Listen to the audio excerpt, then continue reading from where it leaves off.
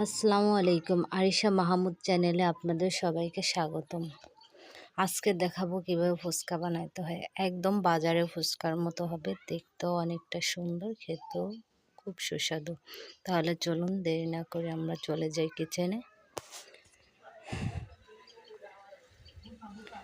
আমি প্রথমে এখানে 2.5 কাপ ময়দা নিব,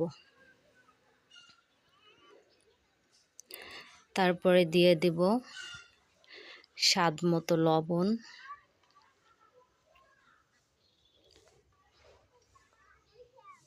দিয়ে দেবো 1/2 কাপ সুজি। এরপর এটাকে আমি একটু মিক্সড করে নেব।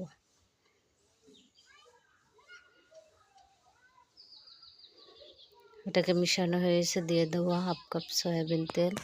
এখানে আপনারা চাইলে বাটারও ব্যবহার করতে পারেন, কিন্তু আমি বাটার দিইনি, আমি সয়াবিন তেল দিয়েছি। কোনো ওমা গরম পানি দিয়ে অল্প অল্প করে ওটাকে মথে নিতে হবে। আমার মথে নেওয়া হয়ে গেছে, আমি একটা ডো করেছি।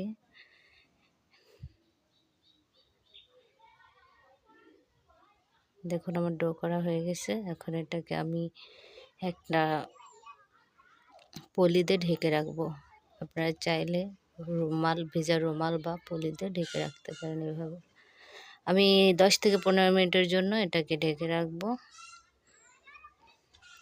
ফিরে এলাম 15 মিনিট পরে। এখন এটাকে আমি একটু ছেড়ে তারপরে ছোট ছোট ডো করে নেব।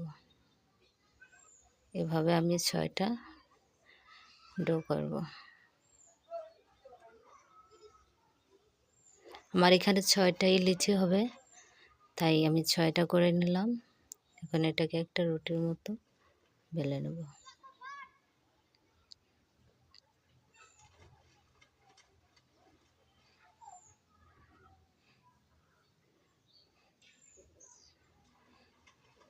এভাবে আমি সবগুলো রুটিকে বানিয়ে নিয়েছি। এখন একটা রুটির উপর আরেকটা রুটি দিয়ে আমি এটাকে সুন্দরভাবে চারিপাশ মিশিয়ে নেব। তারপরে আমি উপর দিয়ে আলতোভাবে একটা বেলনির সাহায্যে এটাকে বেলে নেব।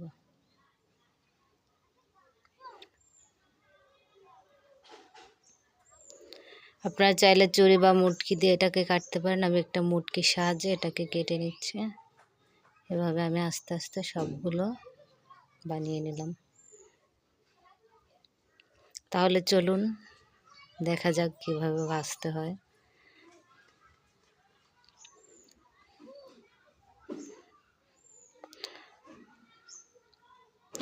অল্প জাল দিয়ে এভাবে আপনারা ভাজবেন। বেশি জাল দিবেন না, তাহলে উপরে কালার চলে আসতে পারে, ভেতরে নরম থাকতে পারে, মুচমুচে নাও হতে পারে। আস্তে আস্তে জাল দিয়ে এটাকে ভাজতে হবে। দেখেন কত সুন্দর ফুলে উঠছে।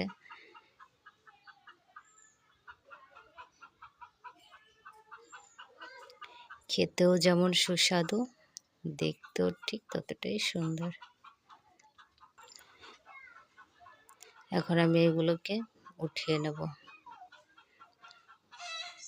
এভাবে এক এক করে আমার সবগুলো ফুচকা ভাজা হয়ে গেছে। এখন আমি দেখাবো আপনাদেরকে কিভাবে পরিবেশন করতে হয়। দিয়ে দিলাম আলু, এরপরে দিয়ে দিলাম পেঁয়াজ কুচি, দিয়ে দিলাম মরিচ কুচি, দিয়ে দিলাম ধনেপাতা কুচি, ডিম কুচি। এভাবে আমি এক এক করে সবগুলো ফুচকা বানিয়ে নেব। আপনারা চাইলে বাসায় একবার ট্রাই করে দেখতে পারেন। আশা করি আপনাদের ভালো লাগবে। আর আমার চ্যানেলটা অবশ্যই সাবস্ক্রাইব করে দেবেন, বেশি বেশি করে শেয়ার করে দেবেন। আর দোয়া করবেন আপনাদের মাঝে যেন এভাবে নিত্য নতুন প্রতিদিন রেসিপিটি হাজির হতে পারে। আর যদি কারো কোনো সমস্যা থাকে তাহলে অবশ্যই কমেন্ট করে জানাবেন। এভাবে এক এক করে আমি সবগুলো বানিয়ে নেব। সবাই দোয়া করবেন আমার জন্য। সুস্থ থাকবেন, ভালো থাকবেন, আর আমার জন্য দোয়া করবেন। আসসালামু আলাইকুম। আল্লাহ হাফিজ।